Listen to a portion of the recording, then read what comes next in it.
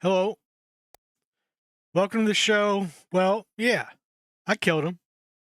I killed him for the money and a woman. I didn't get the money or the woman. Pretty, isn't it? It's Lacuna. All right, we just got this phone call here. Hold on, we're going to see our boss. We got to talk about it.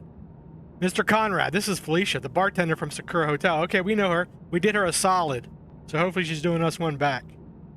Your colleague gave me your cell info. Listen, I want to thank you for not telling anyone what I did. You're not going to snitch on me later, are you? Maybe. No, you're good.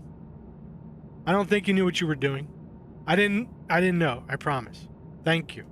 Listen, I remember something that might be helpful. The guest you were after, that Diaz guy, I think he had a bruise on his arm. I saw it when he was on his way to the van.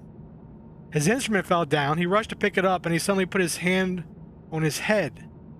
I saw a pretty nasty cut between his wrist and his elbow. It looked fresh. Thank you for letting me know. Give me a call if you remember anything else. Yeah, of course, that was when he cut the glass. So, that was when he cut the glass to put out the rifle? Oh, here we go, right away. Gar CDI headquarters. So, I want to change something on our sheet.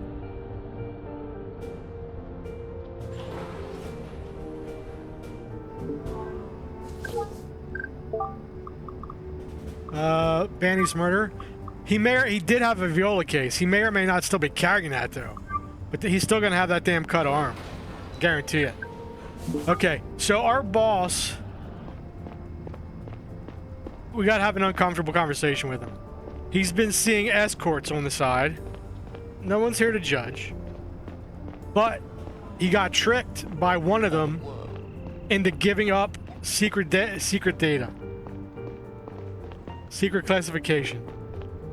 Classified data. So now we gotta go confront him about it. Let's see how this goes. Let's check our news feed. Wealth gap keeps increasing. A new study at the Institute of Planetary Equality has concluded that both the wealth and income gaps between Gar's rich and poor has further increased since a similar study was published 5 years ago. The disparity between upper and lower layer citizens in Gar's central districts is especially striking. In 1834, ground level inhabitants made an average approximately 20% of upper's income, which decreased further to a little over 15% last year. The problem is only amplified by an accelerating gentrification process, making affordable living space increasingly hard to come by in parts of the lower layers. Those who can't afford to stay are often there by choice rather than necessity. A mix of artists, surveillance skeptics, academics, and other small groups for whom the lower layers are their preferred living space. I'd probably prefer living down there too. My kind of people. This is not to say that life for uppers is always easy. Studies also shown that the increasing disparities in CEO pay to worker pay, 400 to 1, average percentage of income that goes to rent, 40%, and other metrics affect virtually all parts of society. So all our news articles have been pretty serious so far, right? Politics, economy, pretty interesting.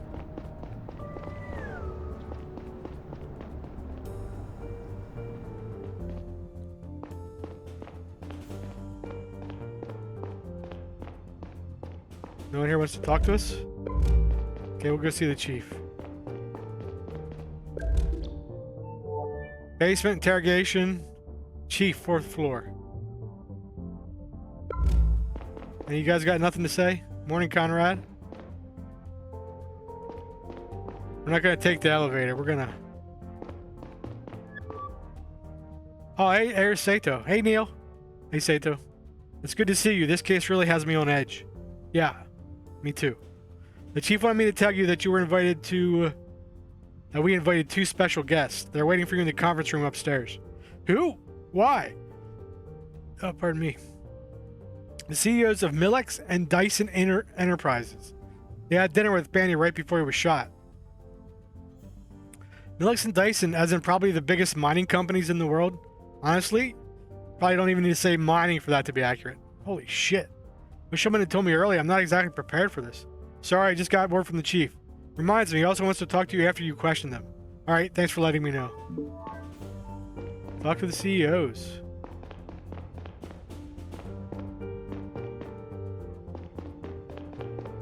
Don't tell me what floor I'm on. I think this should be the 3rd floor.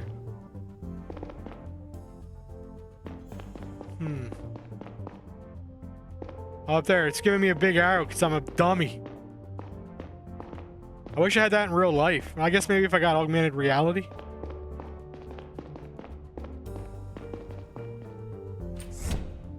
Okay, let's see what this is about. Good morning, gentlemen. I'm Agent Neil Conrad. Good morning, Mr. Conrad, Abbott Dyson, Dyson Enterprises. Morning, Dan Kim, Millex. Sorry to keep you waiting. Let's get right to the point then. I have a busy day ahead of me. Yeah, of course. The two of you had dinner with Mr. Bandy last night, correct? Yes. And you're aware of what happened after he left. We were just told it's terrible.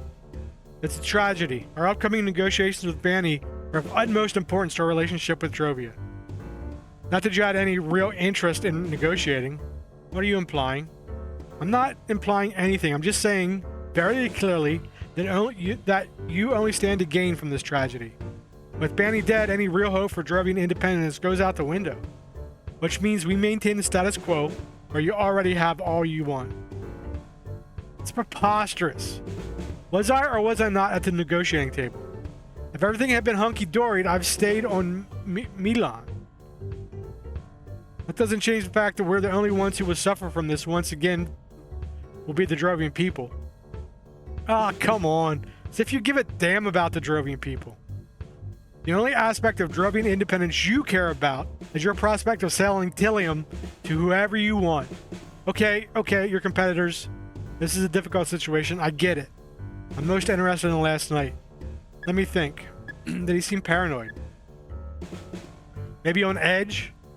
No, but I never met him before, so I wouldn't know what he's normally like. What about you, Mr. Dyson? I knew him quite well. We traveled here from Drovia on the same ship.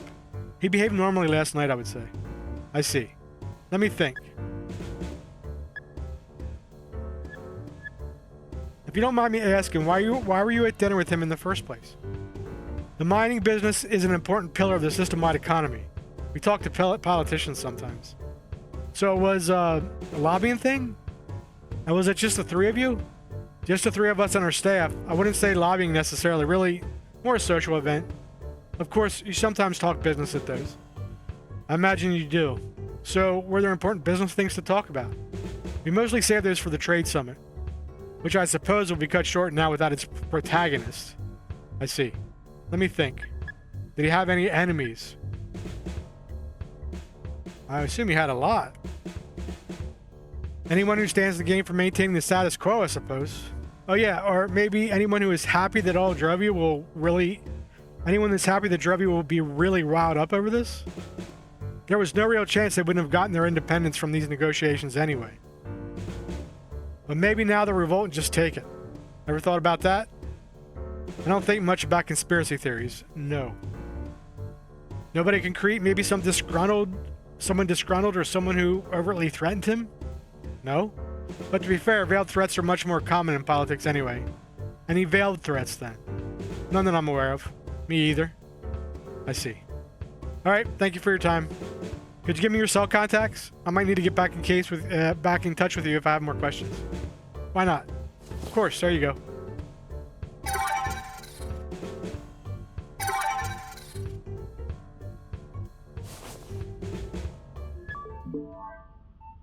Okay. Talk to the chief. What a terrible situation. It is indeed. Are we done? My driver's waiting. You're done when I tell you you're done.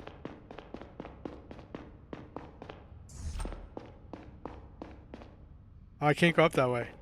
So where's the chief?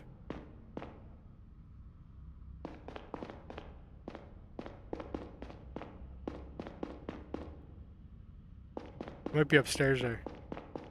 Let's take a look at this again. Chief, 4th floor.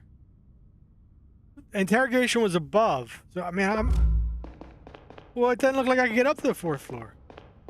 We gotta take the elevator. Because that's blocked off there.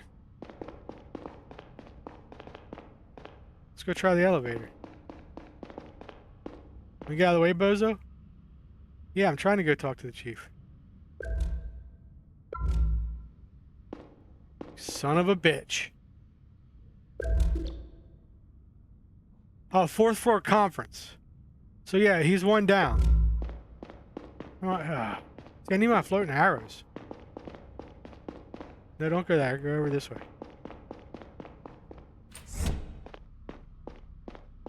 Alright, buddy. Agent Conrad. Good morning. Morning, Chief. Saito told me you wanted to talk to me. I do. Let's not beat around the bush. Agent Long already filled me in over the phone. But he told me that you didn't want to reveal the escort agency's client. Yeah, about that. I'm not completely certain that my suspicion is correct, but... Are you going to make me say it? So it is you. It is me. Why didn't you tell Agent Long? You jumped the chain of command. I guess I did. Thank you for telling me first, Conrad. So what makes you think a hostile agent was involved? It seems like the woman who paid you a visit wasn't the real escort. She had a procedure done to look very similar to her. She also seemed to be in contact with Banny's murderer. We have a recording of their conversation. It seems probable that she tried to take advantage of your connection to the escort agency. I see. Any idea what her objective might be? Did you notice anything suspicious when you met her? Nothing comes to mind. She didn't seem particularly interested in my professional life. Did anything go missing since she visited you? Sounds like you already have a suspicion. Out with it. The fake escort talked about some data she stole. I think from you. Is that what the sniper is going to hand over at Joris Plaza? Exactly. I don't have any relevant data at my home, except on my cell, of course. Maybe she got a chance to access your cell without you noticing? Maybe. I'll have to talk about that with my own superiors first. One more thing, Conrad. You didn't talk to a girl named Sheila Novak, did you? I did. She wanted to know if you were alright. Might want to give her a call. Is she okay? Yeah, she's fine. Looks like she finally has all the money she needs to go to university. That's good to hear. We have to focus on the sniper now. The handover is taking place in less than 3 hours. Let's get down to the mission briefing. They're waiting for us. I was talking with those two CEOs. They didn't seem to like each other very much. What did you expect? Top mining guys from Drovia and top mining guy from Gara? They're probably mortal enemies. I expected them to be less open about it. You'd think that the rich and influential folks would be more reserved. But the truth is, many of them are the most brazen, least classy individuals in the system.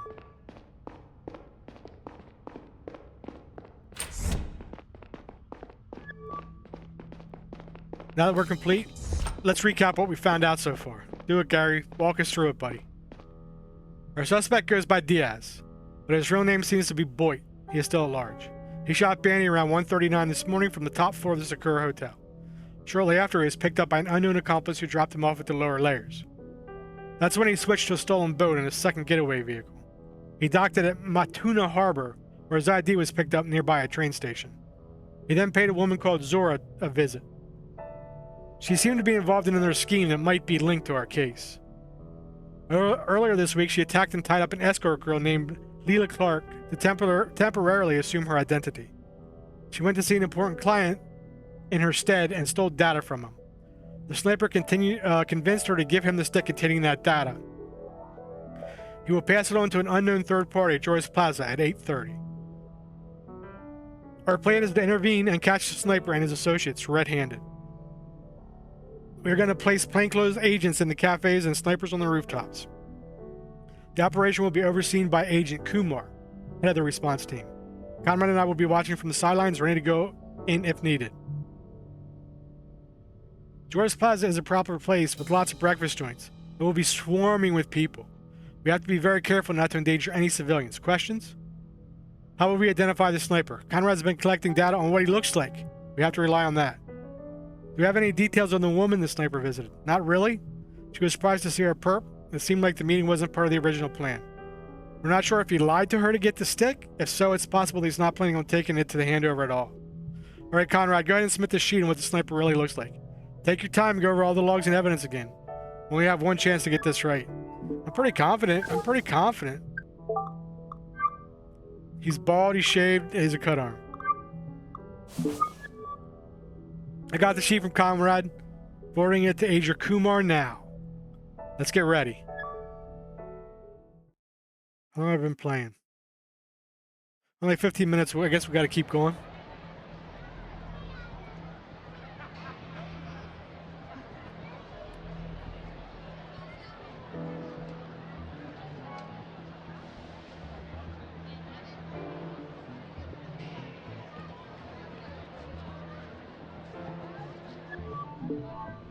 T-minus 90 seconds.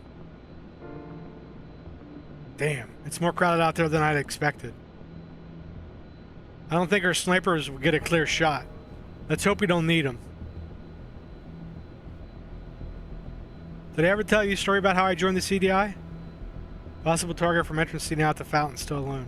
Yeah, you saved Mayor Glover's life when you're still a policeman. I wasn't on duty that day, but when I saw that guy pull a gun, I didn't hesitate. That's what landed me a job at the CDI.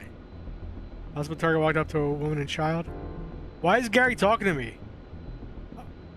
Shouldn't I be paying attention to this? Shit, I was so nervous when the chief invited me for an interview. Alpha, you're up. Nothing had got me that nervous again in his 15 years of service, until today. If we don't book this guy today, someone will have to take a fall for Banny's murder. We are first in line. We'll find out soon enough. I've always wanted to join the CDI, and now it seems like ship has already sailed. Yet here I am, because I've always been on the side of justice. And that's why we're going to get through this as well. Good things come to good people, huh?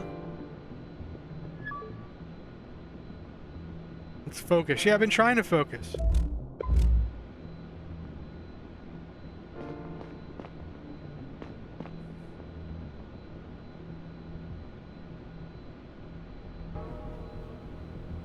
It's not exactly 8:30. Keep your eyes open.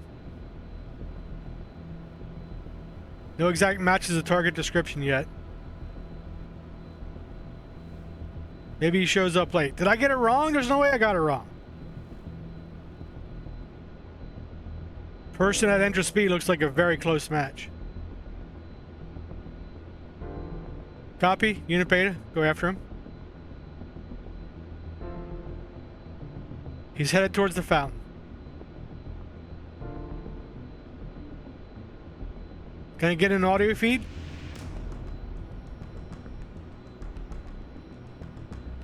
I'm not close enough yet. Picking up the pace. He seems to be moving towards the man sitting right ahead. You're shaking hands, very likely to be an accomplice. Alright, Beta. Move in and make the arrest. Get the suspect and his accomplice. Be discreet. Don't make more noise than you need to. I think they noticed you. The big guy is getting up.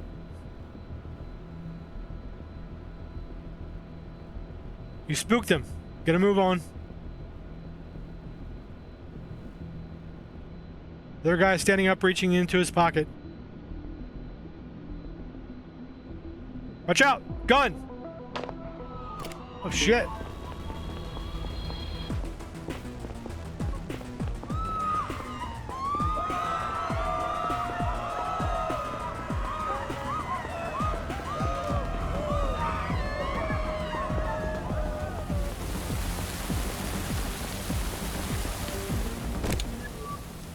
We got them.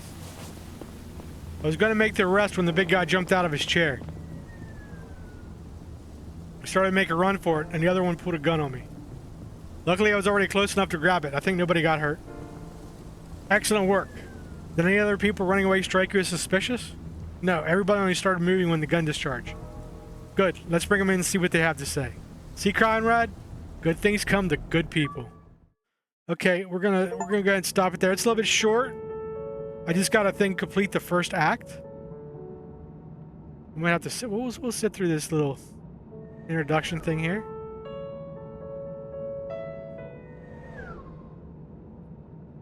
Once the adrenaline had worn off, the uncomfortable train seat and glaring sunlight were the only things stopping me from falling asleep. My implants had been injecting me with a substance keeping me alert and focused all night, and now I came crashing down hard. The confrontation at Joras Plaza had been hairier than expected, but catching the sniper and his associate was a huge win. I wondered if this was the beginning of the end of the case, or just its beginning. I finally got up at my stop and left the train, only to suddenly wake up in my seat again and realize it had been a dream. I decided to stand next to the door for the rest of the ride.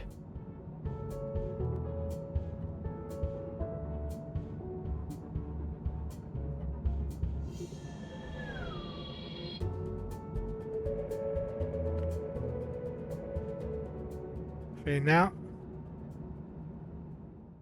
Oh, there's another saving icon. Okay, good.